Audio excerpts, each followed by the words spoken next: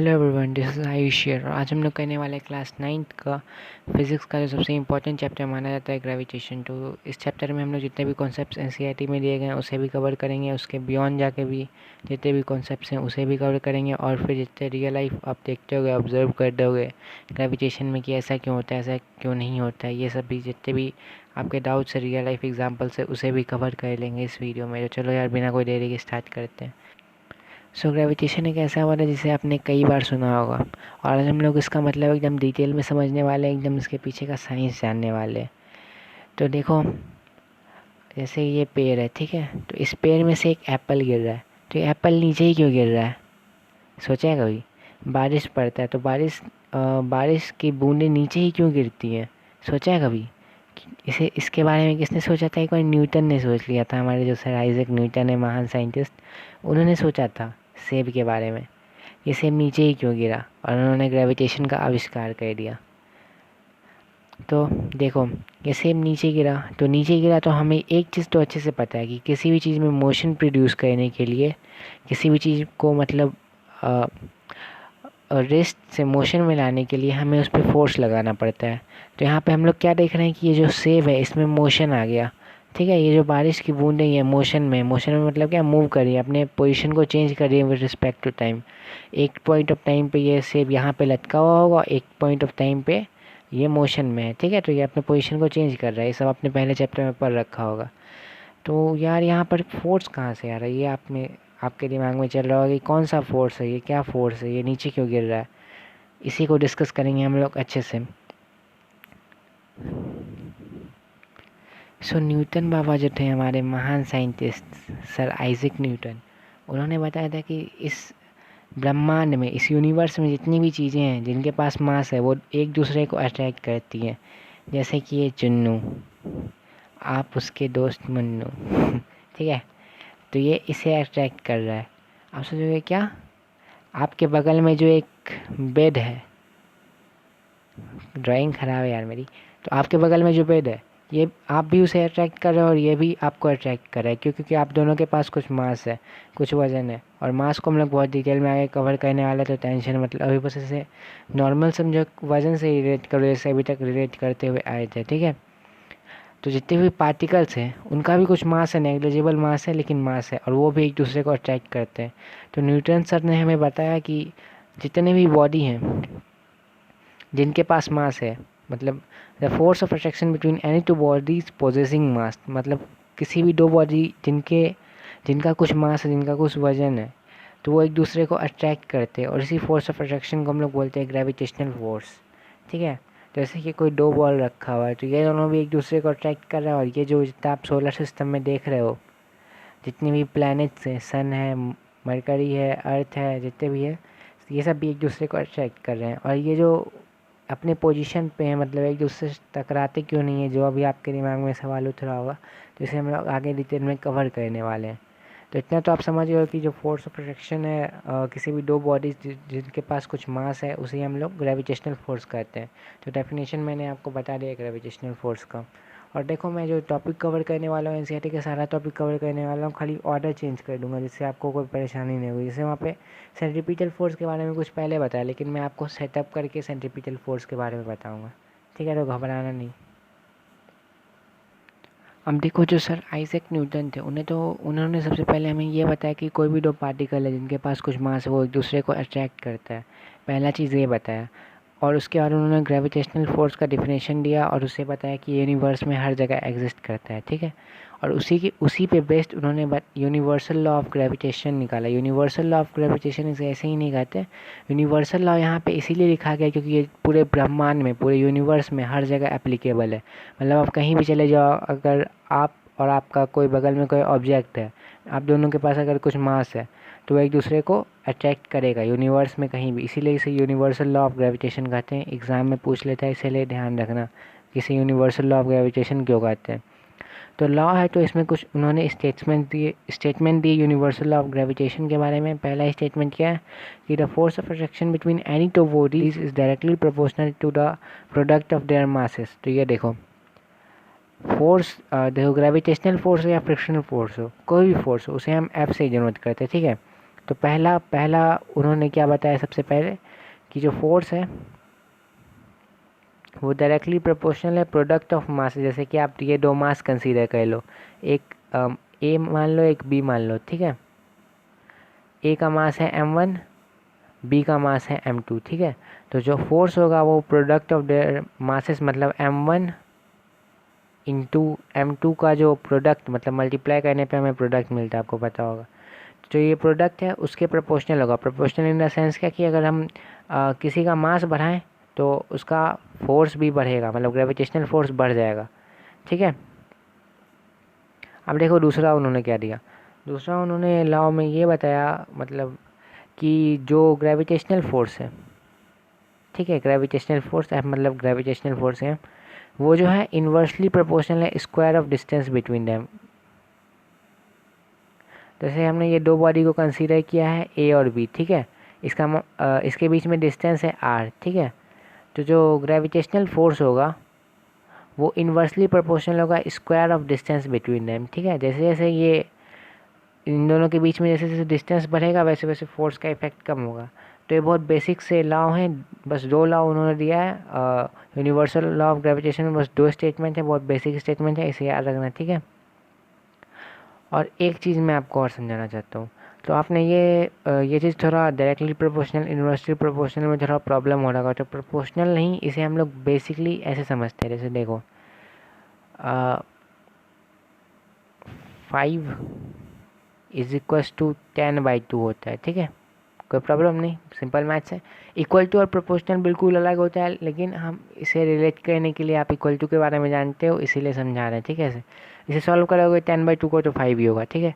अब देखो अगर हम नीचे वाला जो ये डिनोमिनेटर है, ठीक है, अगर हम इसका स्ट्रेंथ बढ़ा दें, मतलब क्या, ऐसे अगर हम इसमें 5 मल्टीप्लाई कर दें, ठीक है, तो जो हमारा ये हो जाएगा 10/10 हो जाएगा, और ये 5 ना होके तब क्या इसका वैल्यू हो जाएगा, इसका वैल्यू ये जो हमने शुरू में लेफ्ट हैंड साइड में लिया था इसका वैल्यू 1 हो जाएगा। तो हमने क्या देखा कि अगर हम डिनोमिनेटर को बढ़ा रहे हैं तो जो मेन हमने लिया था, मतलब ये इस जगह पे हमारा क्या था, फोर्स, तो जो मेन यहाँ पे मैग्नीट्यूड है वो घट के 5 से 1 हो गया।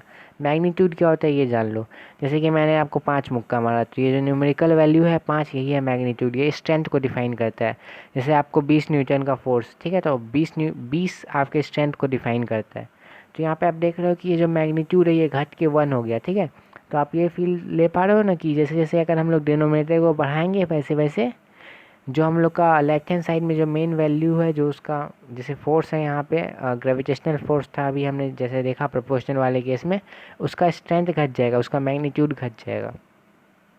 तो प्रोपोर्शनल वाली चीज़ भी सेम सेम, मतलब प्रोपोर्शनल और इक्वल टू अलग चीज़ होता है, लेकिन ये चीज़ आप समझ रहे हो कि डायरेक्टली प्रोपोर्शनल और इन्वर्सली प्रोपोर्शनल, और ज़िंदगी में कभी नहीं भूलोगे मुझे लगता है, क्योंकि बहुत अच्छे से रिलेट करके बता दिया। तो अभी तक देखो हमने क्या पढ़ा, हमने पढ़ा कि F is equals to product of masses, मतलब ग्रेविटेशनल फोर्स जो है वो डायरेक्टली प्रोपोर्शनल होता है प्रोडक्ट ऑफ मासेस के, एंड इन्वर्सली प्रोपोर्शनल होता है square of distance between them, जिसे मैंने पिछले स्लाइड में बहुत अच्छे से बता चुका है, ठीक है। अब इन दोनों को कंबाइन कर देते हैं, मतलब इक्वेशन 1 और इक्वेशन 2, इक्वेशन नहीं मतलब ये प्रोपोर्शनल वाला साइन है, तो इन दोनों को कंबाइन करके हमें क्या मिलेगा, F is proportional to m1 m2 by R2। मतलब इसे कैसे, मतलब ये कैसे डिराइव हुआ ये देखो। तो F इसके भी प्रोपोर्शनल है m1 m2 के, और F इसके भी प्रोपोर्शनल है, तो हमने सीधा इन दोनों को कंबाइन कर दिया, ठीक है। तो F इन सब के प्रोपोर्शनल होगा, ठीक है। तो समझ पा रहे हो ना ये चीज़। अब देखो जब भी हम लोग साइन और प्रोपोर्शनैलिटी हटाते हैं तो वहाँ पे एक कांस्टेंट आता है, तो ये चीज़ बहुत बॉर्डर करती है, मतलब बहुत सारे बच्चों को समझ में नहीं आता है, तो इसे ध्यान से देखते हैं, ठीक है, इस पर थोड़ा टाइम लेते हैं। तो ये जी आया कहाँ से, ये जी है क्या, जी के बारे में देखो एक एक्सपेरिमेंट किया गया बहुत सारा। जैसे कि ये तो हमारे पास था कि ये सर आइजैक न्यूटन हमें बता के गए थे ये वाला चीज़ कि force is directly proportional to product of masses and inversely proportional to square of distance between them. लेकिन सर आइजैक न्यूटन ने ही बहुत सारे एक्सपेरिमेंट्स किए और उसके बाद उन्हें एक कांस्टेंट पाया जा रहा था मैं। तो आप ये समझ गए हो कि जी कहाँ से आया, ये एक्सपेरिमेंट से आया और इसका एक वैल्यू भी है। बहुत सारे एक्सपेरिमेंट्स कंडक्ट किए गए जी के वैल्यू को निकालने के लिए, ठीक है। और आपके दिमाग में ये सब जितने भी क्वेश्चन आ रहे होंगे कि अगर अगर फोर्स ऑफ अट्रैक्शन है आपके बीच में, आपके फ्रेंड के बीच में, या किसी के मतलब अगल बगल वाले चीज़ के बीच में, तो वो सब इसी सारे डाउट्स अब क्लियर होने वाले हैं, ठीक है। सो यार हमने अभी जस्ट देखा कि जी क्या है, जी क्या है और इसकी वैल्यू एक्सपेरिमेंटली फाउंड की गई है। तो जी क्या है? जी है यूनिवर्सल ग्रेविटेशनल कांस्टेंट, ठीक है। जी को हम लोग यूनिवर्सल ग्रेविटेशनल कांस्टेंट कहते हैं। अब इसे यूनिवर्सल ग्रेविटेशनल कांस्टेंट क्यों कहते हैं? तो इसका भी आंसर कुछ ऐसा ही है कि यूनिवर्स में इसकी वैल्यू हर जगह सेम रहती है, इसीलिए इसे यूनिवर्सल ग्रेविटेशनल कांस्टेंट कहते हैं। और अभी के लिए देख लो, आगे इसे अच्छे से डिटेल में डिस्कस करेंगे इसकी वैल्यू के बारे में, लेकिन इसकी वैल्यू क्या है? 6.67 इंटू 10⁻11। ये है इसकी फिक्स वैल्यू, ठीक है। यूनिवर्स में कहीं भी इसकी वैल्यू चेंज नहीं होती, इसीलिए इसे यूनिवर्सल ग्रेविटेशन कांस्टेंट भी कहते हैं। और एक और चीज़ ध्यान में रखना है कि ये जो जी है ये कैपिटल जी है, ठीक है। तो इसे स्मॉल जी कभी गलती से नहीं लिख देना इन द सेंस, क्योंकि स्मॉल जी का मतलब अलग होता है। ये कैपिटल जी है, कैपिटल जी ही यूज़ करना, ठीक है, नहीं तो आपके मार्क्स पक्का कटेंगे। अब देखो, हमने अभी आपको ये सब ये एक नया ग्रेविटेशनल फोर्स का एक फार्मूला बना के दे दिया। तो ये ग्रेविटेशनल फोर्स के फार्मूला हमने एक डिराइव कर लिया। तो देखो इसमें आर है डिस्टेंस, m1 m2 जो दो मासेस हैं जिनके बीच में ग्रेविटेशनल फोर्स एक्ट कर रहा है, और एक ग्रेविटेशनल कांस्टेंट जिसका वैल्यू अभी जस्ट मैंने आपको बताया था, और आगे भी अच्छे से डिस्कस करेंगे हम लोग इसके बारे में। तो आप आराम से आप इसमें से किसी भी मतलब सारी में से कोई एक चीज़ की वैल्यू नहीं दी गई है और सारी चीज़ की वैल्यू दी गई है, तो आप उसे अच्छे से फाइंड कर सकते हो। जैसे अगर आपको डिस्टेंस दे दिया गया है, दोनों ऑब्जेक्ट के मास दे दिए गए, कॉन्स्टेंट आपको पता ही है 6.67 इंटू 10⁻11। तो आप कोई भी दो ऑब्जेक्ट के बीच में जो ग्रेविटेशनल फोर्स एक्ट करेगा उसे निकाल सकते हो इस फार्मूला पे पुट करके। तो ग्रेविटेशन में देखो यार, वो कैलकुलेशन पे बहुत अच्छे से ध्यान देना पड़ता है, क्योंकि बहुत लेंदी कैलकुलेशंस होते हैं, तो उसे आप अच्छे से सीख लोगे। क्वेश्चंस इजी होंगे, ठीक है, इसी सब बेसिक क्वेश्चंस होते हैं, ठीक है। सो इस स्लाइड में हम लोग क्या डिस्कस करने आए थे? इस स्लाइड में हम लोग डिस्कस करने आए थे कि कुछ इस तरह के क्वेश्चंस बहुत ज़्यादा होते हैं। किस तरह के? कि if we double the distance between two bodies, the gravitational force will become 1/4, and if will half the distance between the two bodies, then the gravitational force will become 4 times। ये क्या है भाई? तो देखो, अगर ये दो बॉडीज है, ठीक है, अगर हम इसका इन दोनों के बीच का डिस्टेंस को अगर हम डबल कर दें, मतलब ये आर है तो इसे अगर हम 2r कर दें, ठीक है, तो अगर हम 2r कर दें तो अगर इन दोनों के बीच की जो है, इन दोनों के बीच जो ग्रेविटेशनल फोर्स है वो 4 टाइम से रिड्यूस हो जाएगा, ठीक है। अब देखो मैं इसे आपको करके बता रहा हूँ तो अच्छे से समझना, ठीक है। सो ग्रेविटेशनल फोर्स का बेसिक फार्मूला हमारे पास ये है कि F is equal to G m1m2/r²। अब देखो हम लोग क्या कहने वाले हैं, हमारे पास इनिशियली ये है, मतलब है कि force is equal to G m1m2/r²। मतलब एक ऐसी दो बॉडीज हैं, एक का मास m1 है, एक का मास m2 है, और इन दोनों के बीच में डिस्टेंस r है, ठीक है। अब हम लोग क्या किए कि हम लोग डिस्टेंस को डबल कर रहे हैं, जैसे हमने क्वेश्चन में पढ़ा कि हम लोग डिस्टेंस को डबल कर रहे हैं। तो हमारे पास क्या नया मतलब वो आ जाएगा, इक्वेशन इस टाइप का आ जाएगा, G m1m2 आर की जगह 2i लिखेंगे और उसका ऐसे स्क्वायर, ठीक है। अब हम लोग इसे आगे सॉल्व करेंगे तो क्या आएगा, G m1m2 as it is आ जाएगा, और 2r का स्क्वायर क्या आता है, 4r², ठीक है। अब इतना नोट कर लेना, अब आगे बता रहे हैं, ठीक है। एक सेकेंड, उसके अब देखो उसमें से हमने 1/4 कॉमन, मतलब 1/4 निकाल लिया, ठीक है, ऐसे, और अब ऐसे लिख दिया G m1m2/r² लिख सकते हैं ना, इजी है, ठीक है। मैथ्स में बेसिक चीज़ है ये सब, ठीक है। तो ये हमने 1/4 निकाल लिया। अब हम लोग क्या कर रहे हैं, हमारे पास इनिशियली देखो, इनिशियली हमारे पास ये फोर्स था, ठीक है। फिर हमने आर जो था, आर मतलब जो डिस्टेंस बिटवीन टू बॉडीज़ है उसे हमने डबल कर दिया। अब उसे हमने डबल कर दिया तो फिर हम लोग का फोर्स 1/4 टाइम से रिड्यूस हो गया, ठीक है। अगर 1/4 है मतलब है कि 1/4 हो गया फोर्स। तो यहाँ पे देखो क्या कर रहा है कि we double the distance between two bodies the gravitational force become 1/4, ठीक है। तो अगर हम किसी दो बॉडीज़ के बीच में अगर हम डिस्टेंस डबल करें तो ग्रेविटेशनल फोर्स 1/4 हो जाएगा। तो इस टाइप के क्वेश्चंस अमूमन आते हैं, तो इस टाइप के क्वेश्चंस आप बना लोगे, ऐसे ही बनते हैं। इनिशियल फोर्स ले लो और उसका उतना टाइम्स हो गया, 1/4 टाइम्स हो गया, वैसे दिखा दो, ठीक है। और वही इसका है कि अगर हम लोग डिस्टेंस को हाफ कर देंगे तो फिर जो ग्रेविटेशनल फोर्स है वो 4 टाइम से इंक्रीज़ कर जाएगा, ठीक है। तो ये समझ रहे हो ना ये सब चीज़। इस टाइप के क्वेश्चंस में अगर कोई भी कन्फ्यूजन होगा तो फिर से ये मतलब जो मैंने बताया उसे अच्छे से देखना, समझ में आ जाएगा। नहीं आ रहा है समझ में तो फिर से कमेंट सेक्शन में रिक्वेस्ट करना, बता दूंगा अच्छे से, ठीक है। अब देखो यूनिट ऑफ ग्रेविटेशनल कांस्टेंट जी। तो देखो यूनिट क्या होता है इसका, जैसे कि कोई भी फिजिकल क्वांटिटी है, जैसे कि तुम डिस्टेंस ले लो। डिस्टेंस का क्या होता है, डिस्टेंस का यूनिट क्या होता है, ऐसा यूनिट, डिस्टेंस का यूनिट होता है मीटर, ठीक है। फिर मास का ऐसा यूनिट, मास तो अभी आप लोग पढ़ोगे, ठीक है, अभी जस्ट पढ़ोगे। मास का ऐसा यूनिट होता है केजी, ठीक है।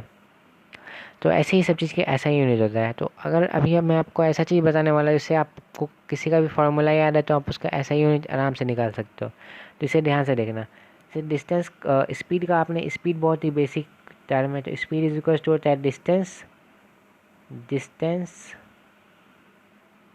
बाई टाइम, ठीक है। तो डिस्टेंस का हमें पता है ऐसा यूनिट होता है मीटर, ठीक है। और टाइम का क्या होता है, टाइम का ऐसा यूनिट होता है सेकेंड। तो इसीलिए इसका जो ऐसा यूनिट है वो बन जाता है मीटर पर सेकेंड, ठीक है। तो उसी तरह हम लोग यहाँ पे एक चीज़ कर रहे हैं, मतलब उसी तरह हम लोग यहाँ पे देखेंगे कि क्या होगा इस, जो ये हम लोग कैपिटल जी है इसका यूनिट क्या होगा। तो हमने क्या किया कि हमने जो है आर को इधर भेज दिया और M1 M2 को इधर आके ये डिवाइड में हो गए, ठीक है। तो जैसे आप देख सकते हो जी को यहीं का यहीं छोड़ दिया है, आर यहाँ इससे जाके मल्टीप्लाई में आ गया और ये M1 M2 इधर जाके बाई में आ गया, ठीक है। उसके बाद देखो हमने सबका ऐसा यूनिट लिख दिया। फोर्स का ऐसा यूनिट क्या होता है, न्यूटन। और डिस्टेंस का क्या होता है, मीटर। और आर स्क्वायर है तो डिस्टेंस का हो जाएगा मीटर स्क्वायर, ठीक है। उसके बाद ये जो नीचे में M1 M2 है, तो M1 M2 मतलब क्या है, मास 1 इंटू मास 2। तो मास का क्या होता है, मास का केजी होता है। तो केजी इंटू केजी क्या होगा, केजी इंटू केजी स्क्वायर होगा। तो जो ये जी का ऐसा यूनिट है क्या है, न्यूटन मीटर स्क्वायर पर केजी स्क्वायर, पर मतलब क्या है, बाय। तो आप इससे मैं उम्मीद कर रहा हूँ कि ये मैंने आपको बेसिक बता दिया। आप किसी का भी अगर ऐसा यूनिट पता है, मतलब किसी का भी निकालना, डिराइव करना, तो इसी तरह से सबका डिराइव होता है। बहुत बेसिक चीज़ है, आपको समझ में आना चाहिए। तो आप इसका कैपिटल जी का ऐसा यूनिट हमें क्या निकला, न्यूटन मीटर स्क्वायर पर केजी स्क्वायर। ये भी याद रखने वाली चीज़ है। याद रखने वाली, अगर याद नहीं होगी तो मैंने बताया कि कैसे इसे निकाल सकते हैं। तो हम लोग देखने वाले वैल्यू ऑफ ग्रेविटेशनल कांस्टेंट जी। हमने इसका यूनिट अभी जस्ट देखा, न्यूटन मीटर स्क्वायर पर केजी स्क्वायर, ठीक है। तो इसका वैल्यू क्या होता है, इसको एक्सपेरिमेंटली फाउंड किया गया और इसका वैल्यू क्या फाइंड किया गया, 6.67 जो 10⁻⁻11 न्यूटन मीटर स्क्वायर पर केजी स्क्वायर। क्या 6.67 इंटू 10⁻⁻11, ठीक है। तो आप फील कर पा रहे हो कितनी छोटी वैल्यू है। अच्छा ऐसे देखो, इसका मतलब क्या हुआ, अगर हम 6.67 इंटू 10⁻⁻11 लिखें, इसका मतलब ये है कि 6.67 बटा 10⁻11, मतलब क्या कि 10 को आप 11 टाइम्स, मतलब 11 टाइम्स आप इस पर ज़ीरो दो, उससे इस छोटे से नंबर से उसको डिवाइड करो, तो इसकी वैल्यू कितनी कम हो जाएगी, बहुत कम हो जाएगी ना। तो ये जो ग्रेविटेशनल कांस्टेंट है ना, ये बहुत छोटा फोर्स है। इसी वजह से आप अपने अगल बगल वाले ऑब्जेक्ट को अट्रैक्ट नहीं कर पाते, क्योंकि ये इतना छोटा फोर्स है कि नो मैटर आपका मास क्या है और आपके बगल वाले ऑब्जेक्ट का मास कितना, मतलब कुछ भी है, ठीक है। कोई कोई बोलते होंगे बिल्डिंग का मास तो बहुत ज़्यादा होता है, तो आप इसका मास, मतलब इसका इफेक्ट देख लो, तो ये बहुत छोटा फोर्स, इसलिए जो है जितने बड़े बड़े ऑब्जेक्ट्स होते हैं उन्हीं पे ये काम करता है। जैसे कि अर्थ ले लो, सन ले लो, अर्थ और सन में ग्रेविटेशनल फोर्स काम करता है, क्योंकि इनका जो मास है वो बहुत ज़्यादा है, बहुत बहुत बहुत ज़्यादा, इसी वजह से इनमें काम कर पाता है। और हम लोग जो छोटे मोटे प्राणी है, जैसे हल्के फुल्के मास के, हल्के फुल्के वजन के, वजन और मास में कुछ डिफरेंस है, ठीक है। तो वो आपको मैं आगे एक्सप्लेन करूँगा। अभी आप वजन मतलब वेट से ही रिलेट करते रहो, वेट और मास बिल्कुल अलग चीज़ है, ठीक है। उसे अभी हम लोग आगे देखेंगे, ठीक है। तो ये चीज़ समझ चुके हो कि आप अपने अगल बगल वाले चीज़ को अट्रैक्ट क्यों नहीं। तो चलो हम लोग एक बेसिक क्वेश्चन करते हैं, इससे जिसे अभी तक हमने जितने भी कॉन्सेप्ट सीखे हैं उसी पे बेस्ड है। तो इस क्वेश्चन में कुछ नहीं है, आपको M1 जिसे हम अभी तक mass of first object, mass of second object, दोनों के बीच का डिस्टेंस, और ये जी आपको पता है इसका वैल्यू 6.67 × 10⁻11 सारा चीज़ दिया हुआ है, आपको बस ग्रेविटेशनल फोर्स निकालना है। तो इस क्वेश्चन में क्या कर रहा है कि इस अर्थ है, अर्थ के ऊपर एक केजी का बॉल रखा हुआ है, ठीक है, अर्थ के सरफेस पे। तो अर्थ उस पर कितना ग्रेविटेशनल फोर्स लगाएगा, आपको ये निकालना है। तो ये तो आपको निकालना चाहिए, लेकिन इसमें बच्चे दो जगह बहुत बहुत ब्लंडर वाला मिस्टेक कर देते हैं। तो देखो जो हम लोग डिस्टेंस लेते हैं, जैसे अगर हम इन दोनों ऑब्जेक्ट के बीच में ग्रेविटेशनल फोर्स निकालना है तो इन दोनों के बीच का जो डिस्टेंस लेते हैं वो बच्चे यहाँ से लेते हैं, लेकिन ये गलत है। डिस्टेंस हम जब भी नापते हैं तो हम डिस्टेंस हमेशा सेंटर से लेते हैं, ठीक है। तो उसके सेंटर से लेके इसके इस ऑब्जेक्ट के सेंटर से, जिसे हम ए मान लो और ये इसे बी मान लो, तो ए के सेंटर से बी के सेंटर का जो डिस्टेंस होगा उसी डिस्टेंस को हम लोग कंसीडर करेंगे आर में, ठीक है, और उसका स्क्वायर करेंगे। तो जैसे कि ये अर्थ का केस है, एक सेकेंड, जैसे कि ये अर्थ का केस है, यहाँ पे एक ऑब्जेक्ट रखा हुआ है, ठीक है, तो इसका जो रेडियस होगा यही होगा डिस्टेंस बिटवीन है, क्योंकि ये तो इसके सरफेस पे रखा हुआ है। अब बच्चे यहाँ यही गलती करते हैं कि ये इसके सरफेस पे रखा हुआ है, तो भैया ये तो इस दोनों के बीच में तो कोई डिस्टेंस ही नहीं है, अर्थ और वो ऑब्जेक्ट तो सता हुआ है, इसीलिए वो डिस्टेंस ज़ीरो ले लेते हैं, अनडिफाइन हो जाता है क्योंकि बाय में ज़ीरो आ जाता है। तो इसीलिए हमें ज़ीरो नहीं लेना है। मैंने आपको बता दिया कि जो भी डिस्टेंस लेते हैं वो सेंटर से लेते हैं। अब ये नहीं कि आप ये बॉल का सेंटर नापने लगे तो वो नेग्लेजिबल होता है, लेकिन अर्थ का सेंटर बहुत ज़्यादा होता है, 6.4 × 10⁻³ किलोमीटर्स होता है, ठीक है, 6400 किलोमीटर। तो इसीलिए इसका सेंटर को कंसीडर करना ज़रूरी है। ये पहला बात होगी। और दूसरा बात क्या है, दूसरा बात ये है कि आप एसआई यूनिट में कन्वर्ट करो।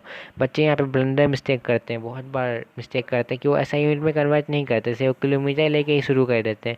लेकिन डिस्टेंस का एसआई यूनिट क्या होता है, डिस्टेंस का एसआई यूनिट होता है मीटर, ठीक है। ये इम्पॉर्टेंट है ये दो बात। अब इन दोनों चीज़ से आपको ये क्वेश्चन सॉल्व करना है, ये बेसिक मैंने आपको बता दिया। चलो ट्राई करो वीडियो पॉज करके।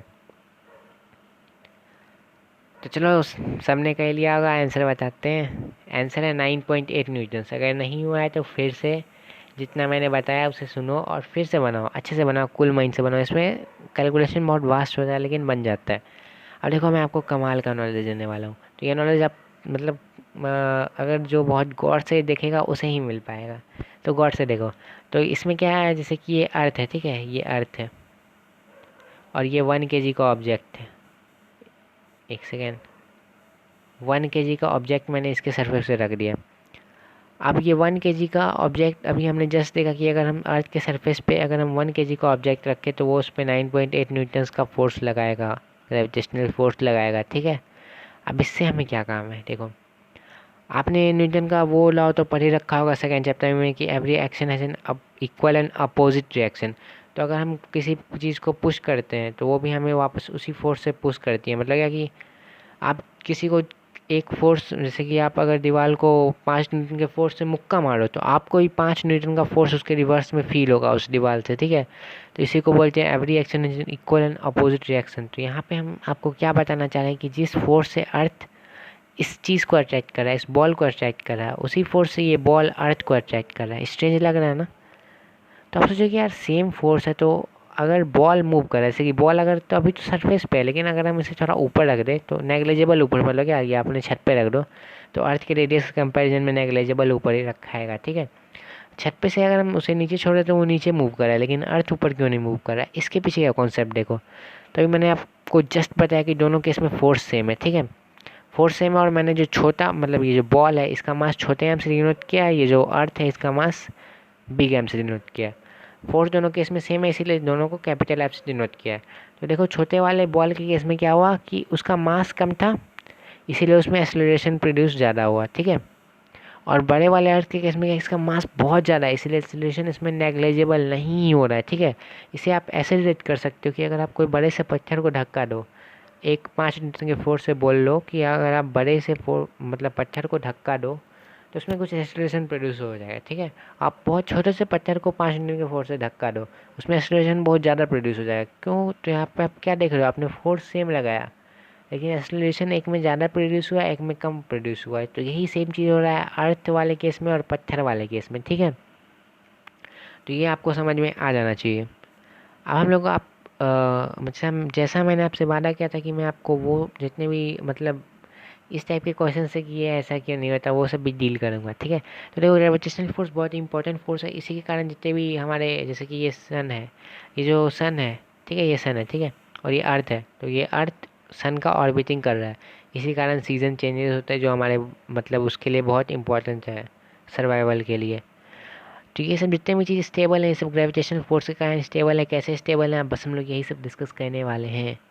तो इसके पीछे सेंट्रीपिटल फोर्स, जिसके बारे में एनसीईआरटी में शुरू में चर्चा किया गया है। सेंट्रीपिटल फोर्स देखो यार, अभी आपको नहीं पढ़ना है, ठीक है, 11th में पढ़ना है, लेकिन हल्का सा इंट्रो दे दिया तो इंट्रो ले लो। डीप में इसमें कोई क्वेश्चन नहीं आता है, मतलब वो नहीं आता है, ठीक है। तो देखो सेंट्रीपिटल फोर्स क्या होता है। प्रोजेक्टाइल मोशन सबसे पहले उसको आपको समझना होगा। अगर आप कोई चीज़ को इस लाइन में से हम लोग बोलते हैं हॉरिजॉन्टल लाइन, ठीक है, अगर आप कोई चीज़ को अर्थ में यहाँ पे खड़ा होकर हॉरिजॉन्टल लाइन में फेंकोगे तो वो कुछ इस प्रकार से जाके गिरेगा, इस प्रकार से। इसे बोलते हैं प्रोजेक्टाइल मोशन, ठीक है। तो वही हम लोग क्या कर रहे हैं, हम लोग जैसे यहाँ पे, अब यहाँ से हमने फेंका, अब हम यहाँ पे आ गए, ठीक है, इस बड़ी सी बिल्डिंग पे आ गए। अब हमने यहाँ से फेंका, ठीक है, बड़ी सी बिल्डिंग, मतलब ये बहुत बिल्डिंग नहीं है, एक बड़े ऊंचे पॉइंट पे आ गए। वहाँ पर से हमने कुछ फोर्स से फेंका, तो जो कोई ऑब्जेक्ट को फेंक रहे हैं हम लोग, ठीक है, तो कोई ऑब्जेक्ट ऐसे आया यहाँ आके टकरा गया, हमने फोर्स बढ़ा दिया, फिर वो ऑब्जेक्ट ऐसे आया। अर्थ मतलब जो अर्थ है ये कर्वेचर है, मतलब क्या, ये गोल है, इसे कर्वेचर के कारण प्रोजेक्टाइल मोशन हो रहा है, ठीक है। तो आप नोटिस कर रहे हो कि ये इस टाइप से कुछ रिजेंबल कर रहा है। हमने बहुत ज़ोर से फेंका, ठीक है, तो ये क्या होगा, इवेंचुअली ऐसे घूम के फिर वहीं आ जाएगा, फिर से वो गिरने के लिए जाएगा, फिर से घूम के वो वहीं आ जाएगा। तो यही चीज़ हो रहा है मून के केस में, ठीक है। आपको ये मैं बताना चाह रहा हूँ कि बहुत सारे बच्चों के मन में ये आता है कि मून अर्थ से टकरा क्यों नहीं जाता है, तो उसके पीछे यही कारण है कि मून जब अर्थ से टकराने के लिए, हमेशा अर्थ पे गिरते रहता है मून, ठीक है। मून जब टकराने के लिए आता है तो यही होता है, अर्थ के कर्वेचर के कारण वो डाइवर्ट हो जाता है, और ऐसे ही वो रेवोल्यूशन करते रहता है, गोल गोल गोल गोल घूमते रहता है अर्थ के, ठीक है। तो ये वाला कॉन्सेप्ट आपको समझ में आ जाना चाहिए, जैसा मैंने अभी बताया आपको। और देखो सेंट्रीपिटल फोर्स क्या है, तो सेंट्रीपिटल फोर्स आपको मैं फील लेने के लिए बता देता हूँ, वैसे इसका कुछ है नहीं, यही सिंपल बेसिक डेफिनेशन आप पढ़ोगे कि अगर कोई बॉडी सर्कुलर पार्ट पर रिवॉल्व कर रहा है, ठीक है, रिवॉल्व इन द सेंस के कैसे ये अर्थ है, इसके अगल बगल घूम रहा है, ठीक है, बिकॉज सर्कुलर पाथ पे रिवॉल्व कर रहा है, तो अंदर की तरफ एक फोर्स लगता है। अंदर की तरफ देखो कैसे फोर्स लगता है, अगर आप साइकिल चला रहे हो, ठीक है, यहाँ पे समझो साइकिल चला रहे हो, साइकिल अगर आप फुल स्पीड में गोल गोल गोल गोल चलाओगे तो आप खुद देखोगे आप अंदर की तरफ टिल्ट हो रहे हो, उसी को बोलते हैं सेंट्रीपिटल फोर्स। समझ गए, सेंट्रीपिटल फोर्स। सो अभी हमने जस्ट देखा कि ग्रेविटेशनल फोर्स के कारण ही रोटेशन और सॉरी रेवोल्यूशन सब ये सब हो रहा है, क्लाइमेट चेंजेस हो रहे हैं, बहुत सारे इंपॉर्टेंट, मतलब हमने देखा कि ग्रेविटेशन का कितना इंपॉर्टेंट रोल है, ठीक है, ग्रेविटेशनल फोर्स का। अब देखो हमने एक और एग्जांपल लिया है यहाँ पे, ठीक है, टाइड्स के बारे में। तो देखो टाइड्स के पहले हम लोग कुछ बेसिक चीज़ समझ लेते, तो देखो इसे बोलते हैं समुद्री किनारा, सी शोर, ठीक है। तो अब पूर्णिमा के रात को क्या होता है कि ये जो मतलब ये समुद्री किनारा है, इसका जो पानी है वो यहाँ से आगे बढ़ के थोड़े दूर फैल जाता है, मतलब अपने किनारों पे थोड़ा ज़्यादा दूर फैल जाता है। ऐसा क्यों होता है, ठीक है। तो ये बहुत बहुत ही अच्छा फिनोमेना है, बहुत ही इंटरेस्टिंग फिनोमेना है, चलो इसे देखते हैं। तो इसके पीछे भी ग्रेविटेशनल फोर्स है। आप बहुत बच्चों से सोचेंगे इसके पीछे कैसे ग्रेविटेशनल फोर्स हो सकता है, चलो देखते हैं। तो देखो पूर्णिमा के रात क्या होता है, अर्थ मून के सबसे मोस्ट क्लोजेस्ट पॉइंट होता है ना, वहाँ पे आता है। तो उसमें क्या होता है, जो अर्थ जो होता है वो अर्थ के जितने भी लिक्विड्स होते हैं, लिक्विड जितने भी वाटर बॉडीज़ होते हैं, उसे मून अट्रैक्ट करता है, उसे मून अट्रैक्ट करके अपनी ओर खींचता है। इसीलिए जो इन सब में मूवमेंट होता है, इसीलिए सी शोर से अपने हट के थोड़ा आगे निकल आते हैं, ठीक है। तो आप बोलोगे कि यार सॉलिड को क्यों नहीं अट्रैक्ट करता है, सॉलिड को इसीलिए नहीं खींच पाते क्योंकि सॉलिड के बीच में फोर्स ऑफ अट्रैक्शन बहुत ज़्यादा होता है, उनकी डेंसिटी बहुत ज़्यादा होता है। फिर आप बोलोगे गैस को क्यों नहीं खींच पाता, तो गैस को इसलिए नहीं खींच पाता क्योंकि गैस का जो वो डेंसिटी होता है वो बहुत कम हो जाए, इसीलिए अर्थ उसको सेल्फ सफिशिएंट है खींचने के लिए, ठीक है। तो मून बस लिक्विड को ही खींच पाता है और लिक्विड को खींचता है, ठीक है। तो इसी के साथ हमारा पार्ट 1 कंप्लीट होता है, क्योंकि वीडियो बहुत ज़्यादा लंबा हो रहा है। अगर वीडियो पसंद आए तो लाइक और सब्सक्राइब कर देना, और इस वीडियो को अपने फ्रेंड्स के साथ शेयर करना अगर अच्छी इन्फॉर्मेशन लगी हो तो। So see you, have a nice day, bye.